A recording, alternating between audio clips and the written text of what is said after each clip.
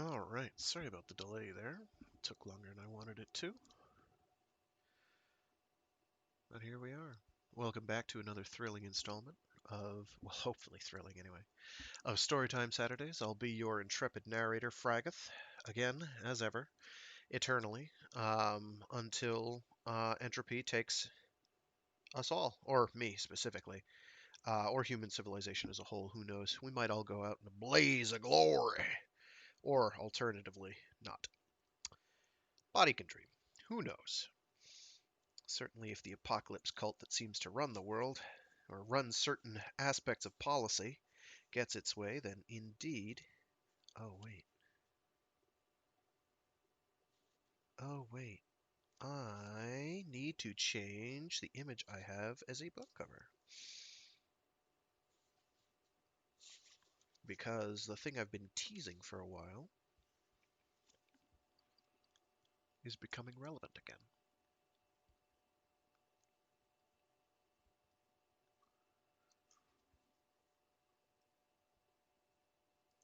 Give me one sec.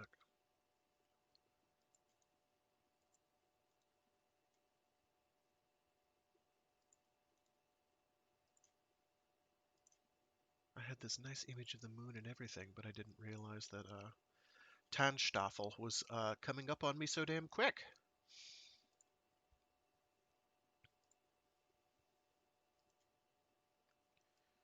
Give me one sec to size it.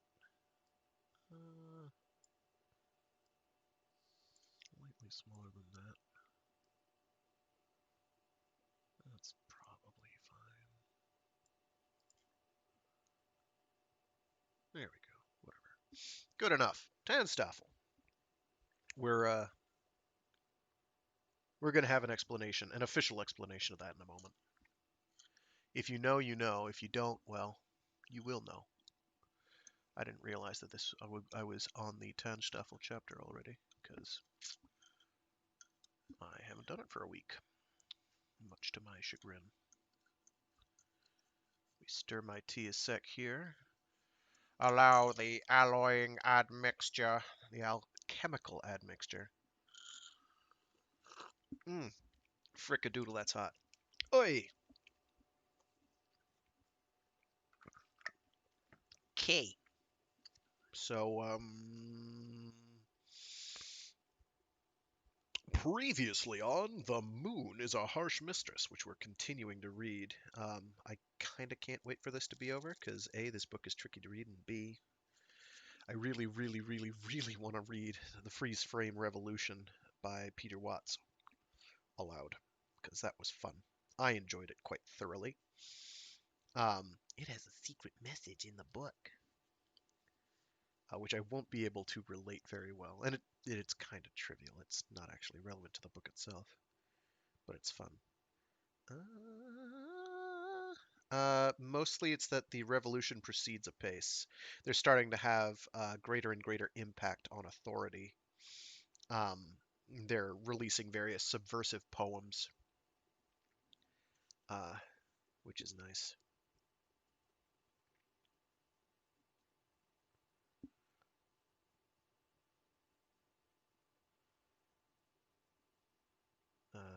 He's describing what was last described was the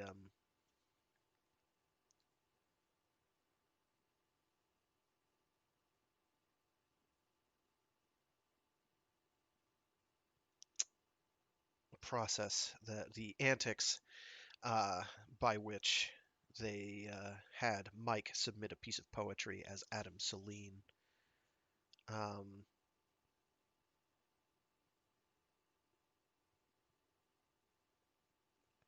and how Alvarez, who's head of security, I believe, um, for authority, kind of tries to figure out who wrote this and where did it come from. Any fingerprints were added after it left us, had been typed on an Underwood office electrostator, commonest model in Luna. Even so, were not too many as are importado. A scientific oh my god, it's one of those mornings, isn't it? Commonest model in Luna. Even so, were not too many as are importado. Imported. A scientific detective could have identified the machine. Would have found it in Luna City office of Lunar Authority.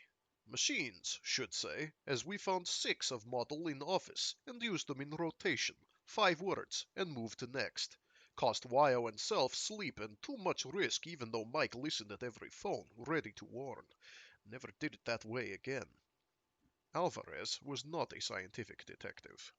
So, basically, the head honcho who is being the head honcho of investigating this revolution that seems to be occurring is very definitely occurring is frankly not that bright. The head honchos of Lunar Authority uh, are not a brain trust. They are not rocket surgeons. They are doing a job not especially well, and that is part of what has caused friction ultimately up until this point. All right. Oy. The tea was in a bid to make me slightly less stuffy, because it is muggy and nasty, and you've got all the particulate matter coming over from the west. If you are in Colorado, you have my sympathies.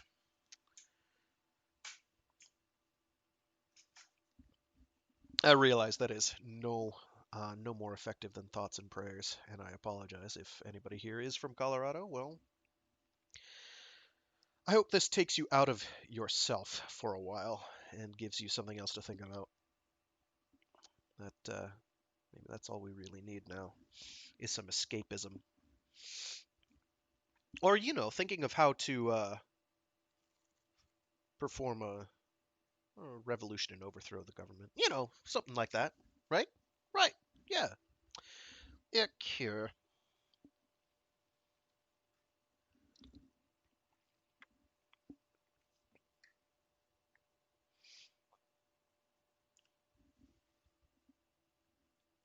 Chapter 11. In early '76 I had too much to do. Could not neglect customers. Party work took more time even though all possible was delegated. But decisions had to be made on endless things and messages passed up and down. Had to squeeze in hours of heavy exercise, wearing weights, and doesn't arrange permission to use centrifuge at Complex, one used by Earthworm scientists to stretch time in Luna. While had used it before, this time could not advertise that I was getting in shape for Earthside. Exercising without centrifuge is less efficient and was especially boring because did not know there would be need for it. But according to Mike, 30% of ways events could fall required some loony able to speak for party to make trip to Terra.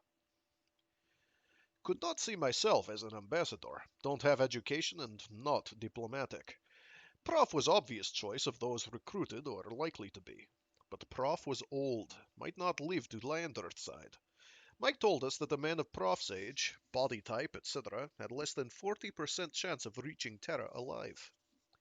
But Prof did gaily undertake strenuous training to let him make most of his poor chances. So what could I do but put on weights and get to work, ready to go and take his place if old Hart clicked off? Wyo did same, on assumption that something might keep me from going. She did it to share misery. Wyo always used gallantry in place of logic. On top of business, party work, and exercise was farming. We had lost 3 sons by marriage while gaining 2 fine lads, Frank and Ali. Then Gregg went to work for Luno Hoko as boss drillman on new catapult. Was needful.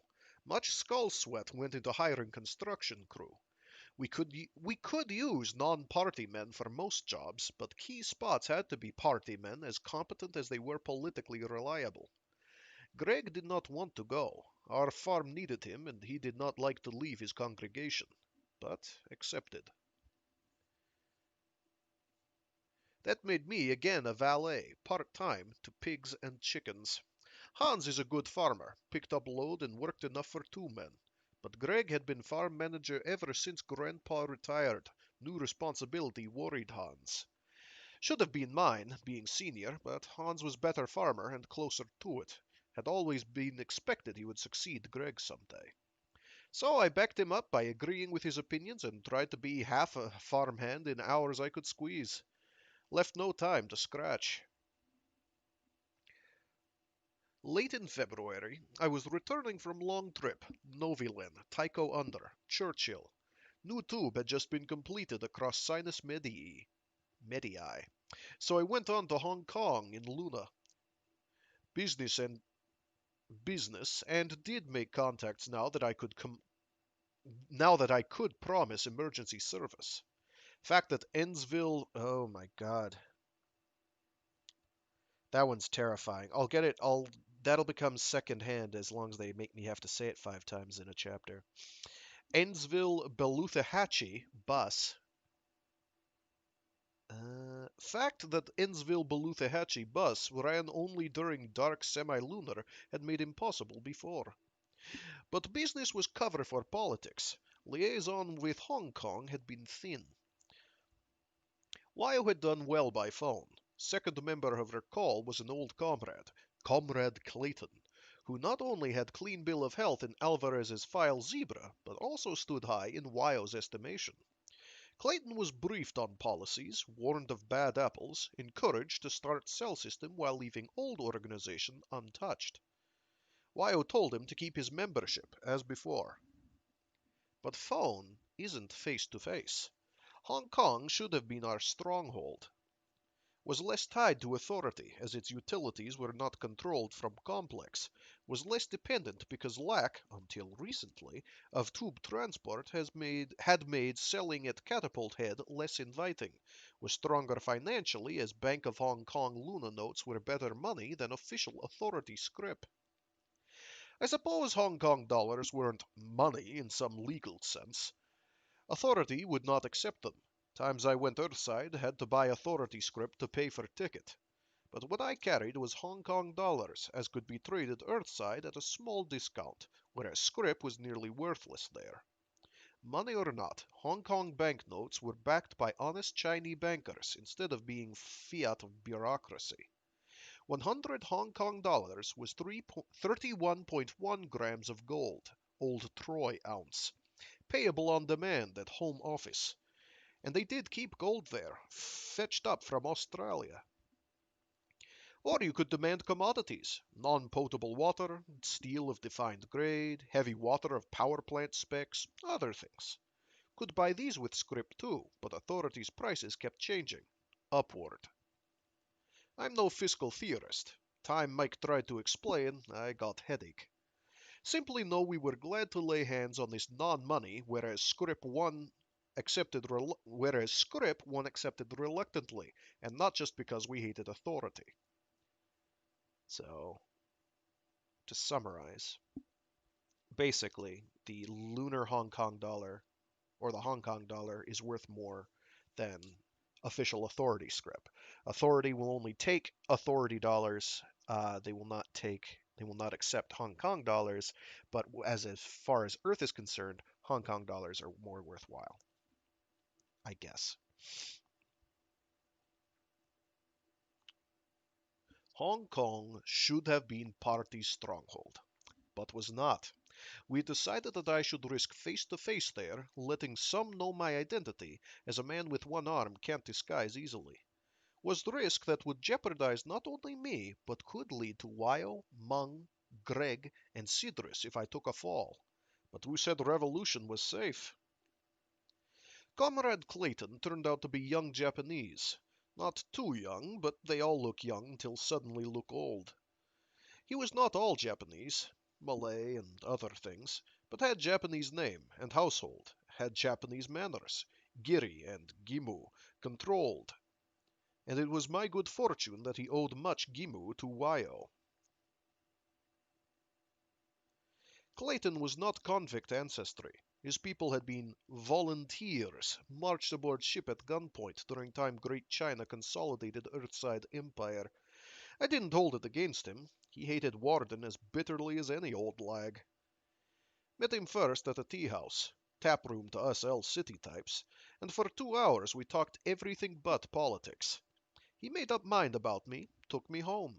My only complaint about Japanese hospitality is those chin-high baths are too bleeding hot. But turned out I was not jeopardized. Mama-san was as skilled at makeup as Sidris. My social arm is very convincing, and the kimono covered its seam. Met 4 cells in 2 days as Comrade Bork, and wearing makeup and kimono and tabi, and, if a spy was among them, I don't think he could identify Manuel O'Kelly. I had gone there intensely briefed, endless figures and projections, and talked about just one thing: famine in '82, 6 years away. You people are lucky, won't be hit so soon. But now with new tube, you are going to see more and more of your people turning to wheat and rice and shipping it to Catapult Head. Your time will come. They were impressed. Old organization, as I saw it, and from what I heard, relied on oratory, whoop-it-up music, and emotion, much like church. I simply said, "There it is, comrades. Check those figures. I'll leave them with you." Met one comrade separately, a Chinese engineer given a good look at anything, can figure out a way to make it. Asked this one if he had ever seen a laser gun small enough to carry like a rifle. He had not. Mentioned that passport system made it difficult to smuggle these days. He said thoughtfully that jewels ought not to be hard, and he would be in Luna City next week to see his cousin. I said Uncle Adam would be pleased to hear from him. All in all, it was a productive trip. On way back, I stopped in Noviland to check an old-fashioned punch-tape Foreman I had overhauled earlier, had lunch afterwards, ran into my father. He and I were friendly, but didn't matter if we let a couple of years go by. We talked through a sandwich and beer, and as I got up, he said, "Nice to see you, Manny. Free Luna." I echoed, too startled not to. My old man was as cynically non-political as you could find. If he would say that in public, campaign must be taking hold.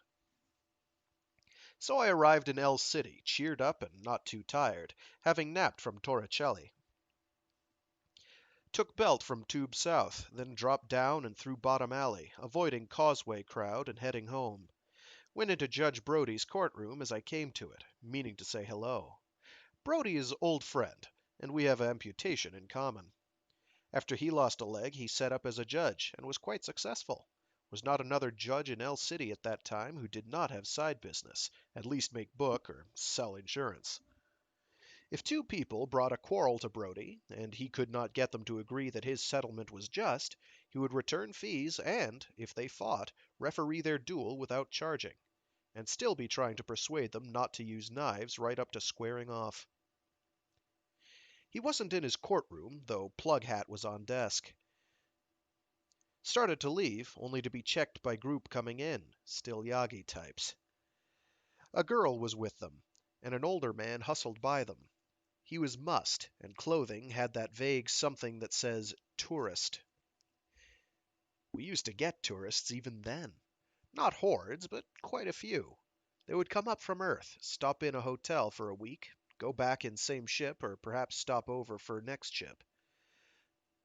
Most of them spent their time gambling, and after a day or two of sightseeing, including that silly walk up on surface every tourist makes, most loonies ignored them and granted them their foibles.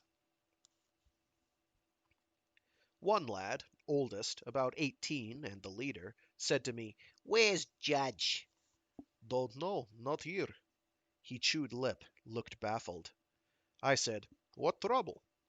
He said soberly, "Going to eliminate his chum, but want Judge to confirm it." I said, "Cover tap rooms here around. Probably find him."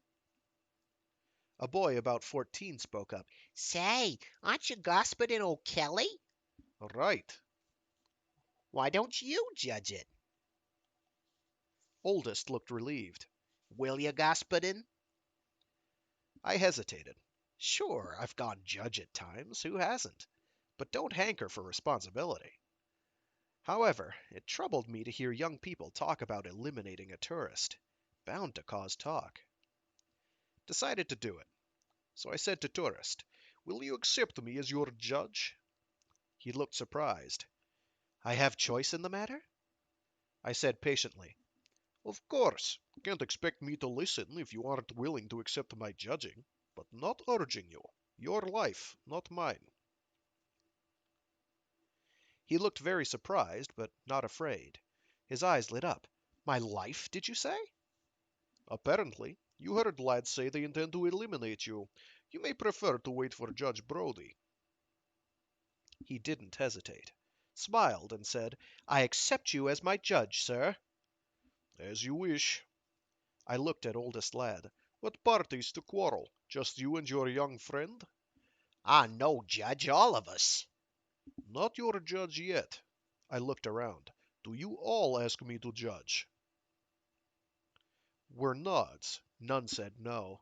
Leader turned to girl, added, Better speak up, Tish. You accept Judge O'Kelly? What? Oh, sure. She was a vapid little thing, vacantly pretty, curvy, perhaps 14. Slot machine type, and how she might wind up. Sort who prefers being queen over pack of Stilyagi to solid marriages. I don't blame Stilyagi. They chase around corridors because not enough females. Work all day and nothing to do, nothing to go home to at night. Okay, court has been accepted, and all are bound to abide by my verdict. Let's settle fees. How high can you boys go? Please understand, I'm not going to judge an elimination for dimes, so ante up or I turn them loose.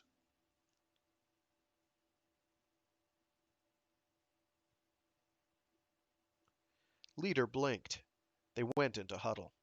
Shortly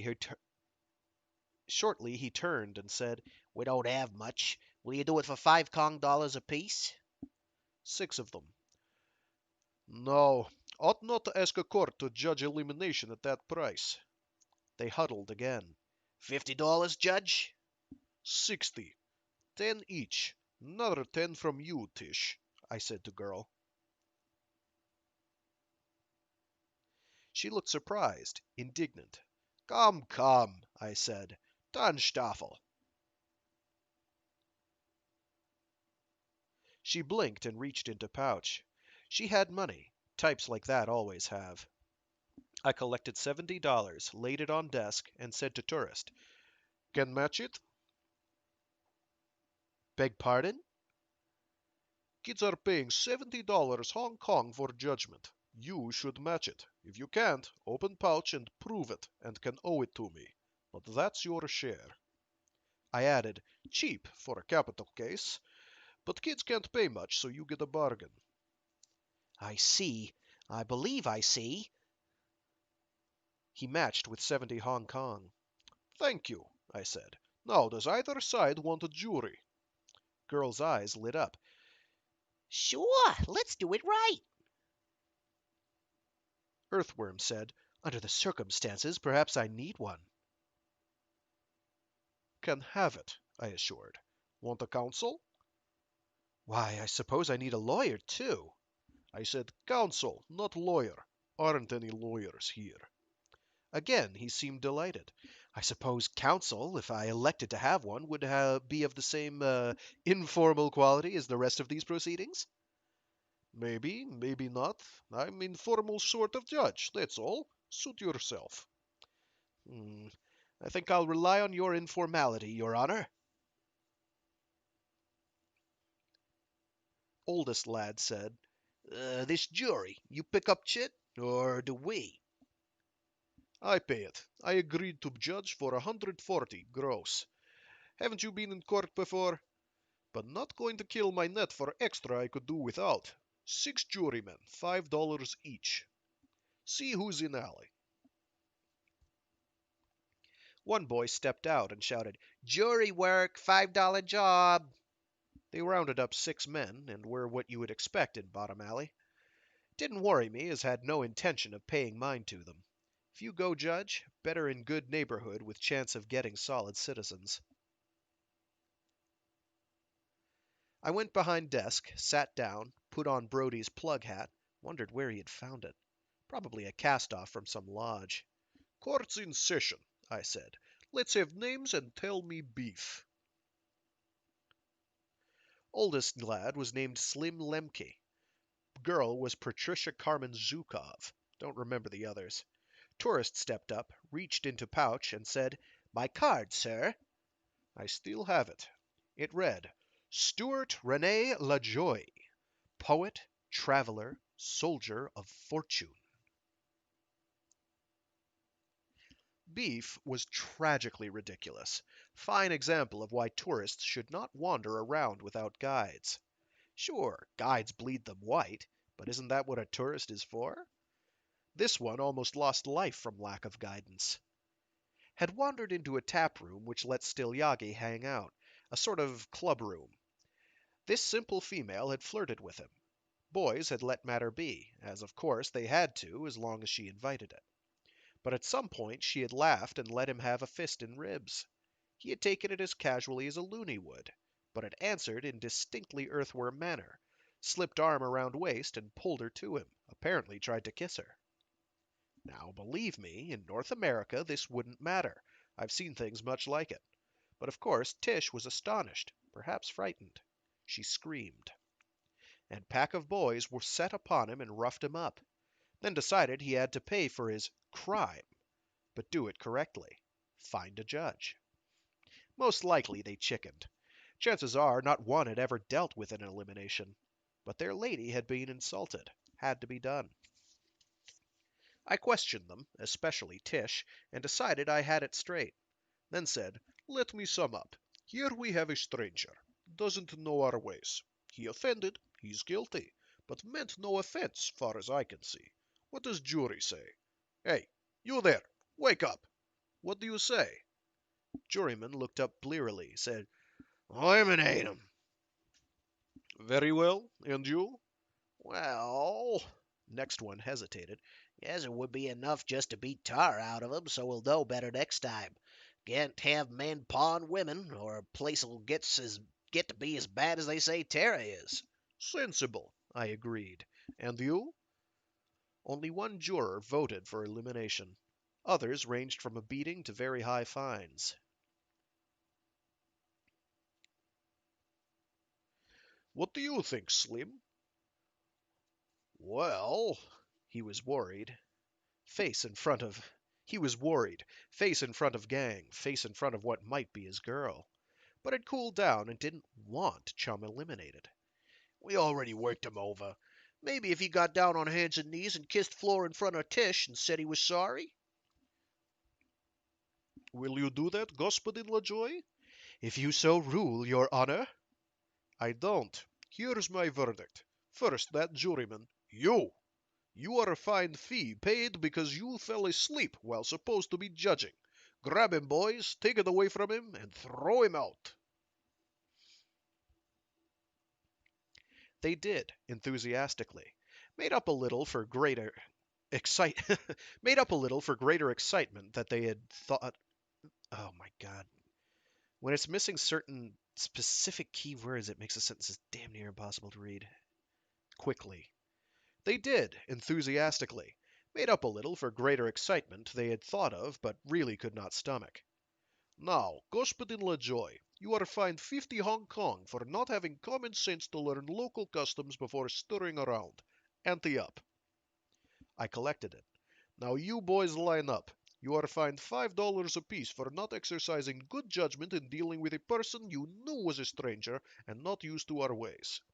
Stopping him from touching Tish, that's fine. Rough him, that's okay too. He'll learn faster. And could have tossed him out. But talking about eliminating for what was honest mistake, well, it's out of proportion. $5 each. Ante up. Slim gulped. Judge, I don't think we have that much. At least I don't. I thought that might be. You have a week to pay, or I post your names in Old Dome. You know where Bonton Butte shop is, near Easement Lock 13? My wife runs it. Pay her. Court's out.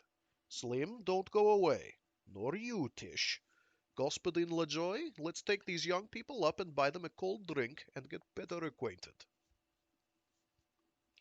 Again his eyes filled with odd delight that reminded of Prof.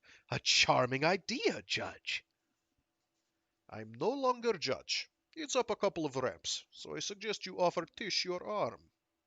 He bowed and said, My lady, may I? and crooked his elbow to her. Tish at once became very grown up. Spasiba, господин.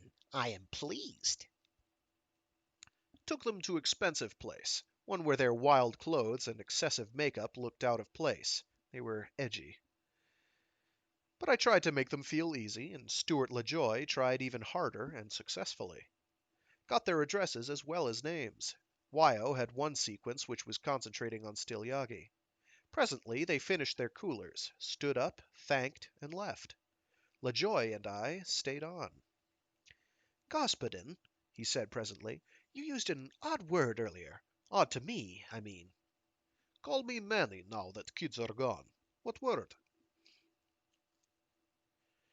It was when you insisted that the young lady, Tish, that Tish must pay too. Tonestaple or something like it. Oh, Tanstaffel means there ain't no such thing as a free lunch. And isn't, I added, pointing to a free lunch sign across room, or these drinks would cost half as much. Was reminding her that anything free costs twice as much in long run, or turns out worthless. An interesting philosophy. Not philosophy, fact. One way or other, what you get, you pay for. I fanned air. Was Earthside once and heard expression free as air. This air isn't free. You pay for every breath. Really? No one has asked me to pay to breathe. He smiled. Perhaps I should stop. Can happen. You almost breathed vacuum tonight. But nobody asks you because you've paid. For you is part of round-trip ticket. For me, it's a quarterly charge. I started to tell how my family buys and sells air to community co-op. Decided it was too complicated. But we both pay. LaJoy looked thoughtfully pleased. Yes, I see the economic necessity. It's simply new to me. Tell me, Manny, and I'm called Stu. Was I really in danger of breathing vacuum? Should have charged you more. Please? You aren't convinced. But charged kids all they could scrape up, and find them too, to make them think. Couldn't charge you more than them. Should have. You think it was all a joke. Believe me, sir, I do not think it was a joke. I just have trouble grasping that your local laws permit a man to be put to death so casually, and for so trivial an offense. I sighed. Where do you start explaining when a man's words show there isn't anything he understands about subject, instead is loaded with preconceptions that don't fit facts and doesn't even know he has them? Stu, I said, let's take that piece at a time. Are no local laws, so you couldn't be put to death under them. Your offense was not trivial. I simply made allowance for ignorance. And wasn't done casually, or boys would have dragged you to nearest lock to zero pressure, shoved you in, and cycled. Instead, we're most formal. Good boys. And paid own cash to give you a trial. And didn't grumble when verdict wasn't even close to what they asked. Now, anything still not clear? He grinned and turned out to have dimples like Prof. Found myself liking him still more. All of it, I'm afraid. I seem to have wandered into Looking-Glass land. Expected that. Having been Earthside, I know how their minds work, some. An earthworm expects to find a law, a printed law, for every circumstance. Even have laws for private matters such as contracts. Really? If a man's word isn't any good, who would contract with him? Doesn't he have reputation? We don't have laws, I said. Never been allowed to. Have customs, but aren't written and aren't enforced. Or could say they are self-enforcing because are simply way things have to be, conditions being what they are. Could say our customs are natural laws because are way people have to behave to stay alive. When you made a pass at Tish, you were violating a natural law, and almost caused you to breathe vacuum. He blinked thoughtfully. Would you explain the natural law I violated? I had better understand it. Or best I return to my ship and stay inboard until lift. To stay alive? Certainly. It's so simple that, once you understand, you'll never be in danger from it again. Here we are, 2 million males, less than 1 million females. A physical fact, basic as rock or vacuum. Then add idea of Tannstaffel. When thing is scarce, price goes up. Women are scarce, aren't enough to go around. That makes the most valuable thing in Luna more precious than ice or air, as men without women don't care whether they stay alive or not. Except a cyborg, if you regard him as a man, which I don't. I went on. So, what happens? And mind you, things were even worse when this custom, or natural law, first showed itself back in 20th century. Ratio was 10 to 1 or worse then. One thing is, One thing is what always happens in prisons. Men turn to other men. That helps not much. Problem still is because most men want women and won't settle for substitute while chance of getting through gelt.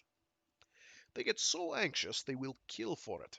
And from stories old timers tell, was killing enough to chill your teeth in those days. But after a while, those still alive find way to get along. Things shake down. As automatic as gravitation. Those who adjust to facts stay alive. Those who don't are dead, and no problem. What that means, here and now, is that women are scarce and call tune, and you are surrounded by 2 million men who see to it you dance to that tune. You have no choice. She has all choice. She can hit you so hard it draws blood. You doesn't lay a finger on her. Look, you put arm around Trish. Maybe you tried to kiss. Suppose instead she had gone to hotel room with you. What would happen? Heavens! I suppose they would have torn me to pieces. They would have done nothing. Shrugged and pretended not to see. Because choice is hers. Not yours. Not theirs. Exclusively hers. Oh, be risky to ask her to go to hotel. She might take offense, and that would give boys license to rough you up. But, well, take this Tish. A silly little tart. If you had flashed as much money as I saw in your pouch, she might have taken into head that a bundle with tourist was just what she needed, and suggested it herself. In which case, would have been utterly safe. LaJoy shivered. At her age? It scares me to think of it. She is below the age of consent. Statutory rape. Oh, bloody, no such thing. Women her age are married or ought to be. Stu is no rape in Luna. None. Men won't permit it. If rape had been involved, they wouldn't have bothered to find a judge, and all men in earshot would have scrambled to help. But chance that a girl that big is virgin? Negligible. When they're little, their mothers watch over them, with help from everybody in city. Children are safe here. But when they reach husband high, is no holding them, and mothers quit trying. If they choose to run corridors and have fun, can't stop 'em. Once a girl is nubile, she's her own boss. You married? No, he added with a smile, not at present. Suppose you were, and wife told you she was marrying again. What would you do? Odd that you should pick that. Someone like it did happen. Something like it did happen. I saw my attorney and made sure she got no alimony. Alimony isn't a word here. I learned it Earthside. Here you might, or a loony husband might, say, I think we'll need a bigger place, dear. Or might simply congratulate her and his new co-husband. Or if it made him so unhappy he couldn't stand it, might opt out and pack clothes. But whatever, would not make slightest fuss. If he did, opinion would be unanimous against him. His friends, men and women alike, would snub him. Poor sod would probably move to Noviland, change name, and hope to live it down. All our customs work that way. If you're out in field and a cobber needs air, you lend him a bottle and don't ask cash. But when you're both back in pressure again, if he won't pay up, nobody would criticize you if you eliminated him without a judge. But he would pay. Air is almost as sacred as women. If you take a new chum in a poker game, you give him air money. Not eating money, can work or starve. If you eliminate a man other than self-defense, you pay his debts and support his kids, or people won't speak to you, buy from you, or sell to you. Manny, you're telling me that I can murder a man here and settle the matter merely with money? Oh, not at all. But eliminating isn't against some law. Are no laws, except the warden's regulations, and warden doesn't care what one loony does to another. But we figure this way. If a man is killed, either he had it coming and everybody knows it, usual case, or his friends will take care of it by eliminating man who did it. Either way, no problem. Nor many eliminations. Even set duels aren't common. His friends will take care of it. Manny, suppose those young people had gone ahead. I have no friends here. Was the reason I agreed to judge. While I doubt if those kids could have egged each other into it, didn't want to take chance. Eliminating a tourist could give our city a bad name. Does it happen often? Can't recall has ever happened. Of course, may have been made to look like accident. A new chum is accident prone. Luna is that sort of place. They say if a new chum lives a year, he'll live forever. But nobody sells him insurance first year. Glanced at time. Stu, have you had dinner? No, and I was about to suggest that you come to my hotel. The cooking is good. Auberge Orleans. I repressed shudder. Ate there once. Instead, would you come home with me and meet my family? We have soup or something about this hour. Isn't that an imposition? No, half a minute while I phone.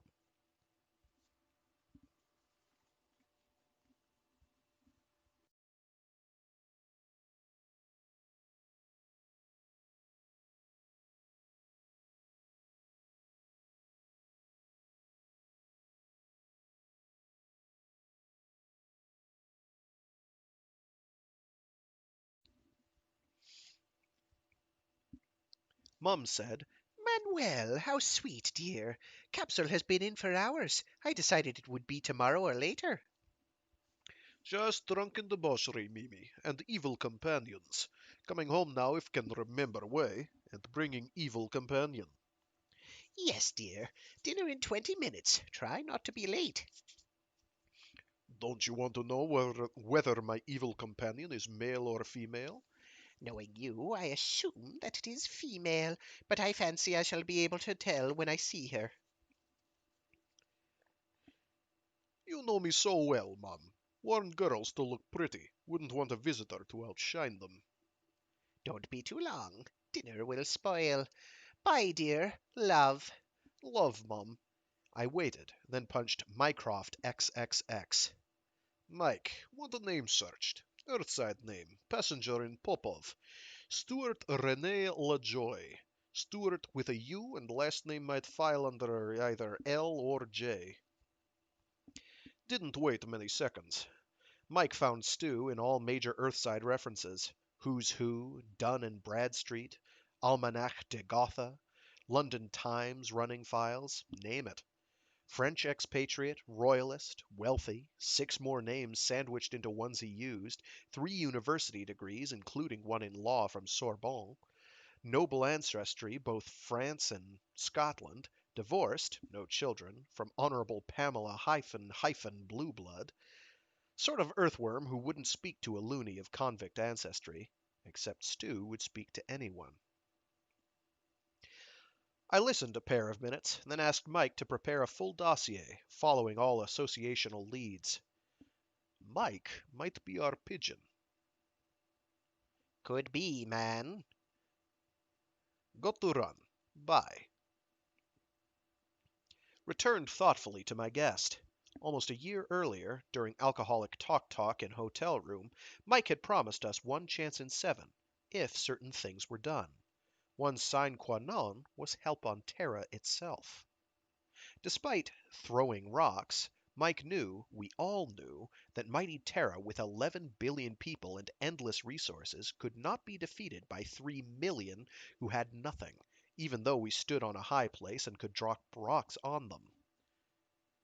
Mike drew parallels from 17th century.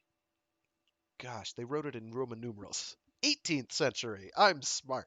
I know Roman numerals. When Britain's American colonies broke away, and from the 20th, when many colonies became independent of several empires, and pointed out that in no case had a colony broken loose by brute force. No, in every case, imperial state was busy elsewhere, had grown weary, and given up without using full strength. For months we had been strong enough, had we wished, to overcome Warden's bodyguards. Once our catapult was ready, any time now, we would not be helpless. But we needed a favorable climate on Terra.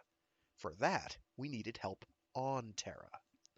Prof had not regarded it as difficult, but turned out to be quite difficult. His Earthside friends were dead, or nearly, and I had never had any but a few teachers. We sent inquiry down through cells. What VIPs do you know from Earthside? And usual answer was, you kidding? Null program. Prof watched passenger lists on incoming ships, trying to figure a contact, and had been reading Luna printouts of Earthside newspapers, searching for VIPs he could reach through past connection. I had not tried. Handful I had met on Terra were not VIPs. Prof had not picked Stu off Popov's passenger list, but Prof had not met him. I did not know whether Stu was simply eccentric, as odd personal cards seemed to show. But he was only Terran I had ever had a drink with in Luna, seemed a dinkum cobber, and Mike's report showed Hunch was not all bad. He carried some tonnage.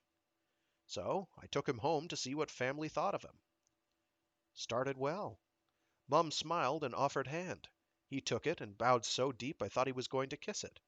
Would have, I think, had I not warned him about femmes. Mum was cooking as she led him in to dinner.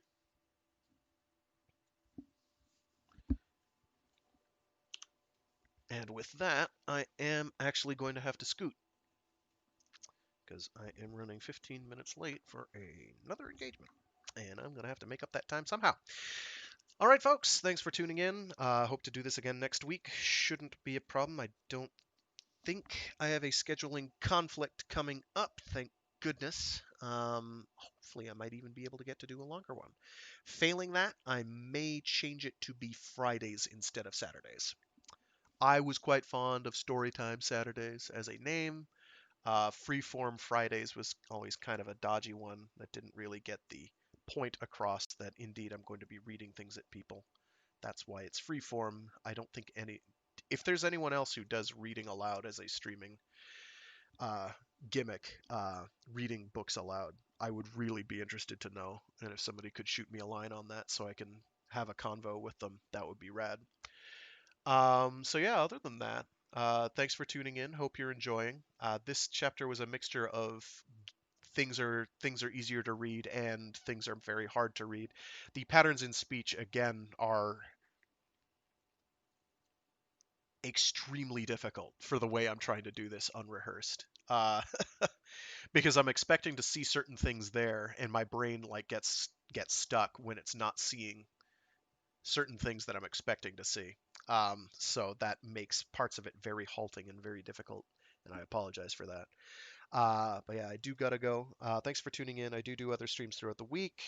This was Storytime Saturdays, where I read short stories or indeed entire novels, such as The Moon is a Harsh Mistress by Robert Heinlein, which we are currently halfway through, or other short stories. I hope to be getting to one of the Gregg Egan short story collections I got in the last month, because I'm quite fond of Gregg Egan. On Mondays I stream. I do a Mecha Mondays stream. It is where I do something giant robot related or mecha adjacent. Um, and on Wednesdays I do a Warframe stream briefly. Yeah, that's about it. Thanks for tuning in. Hope you can tune in live. If not, it's all recorded on my YouTube, which should have the link posted in the stream description. I hope. If it's not, well, something's been going horribly wrong then. All right, thanks again. Have a good one and stay safe.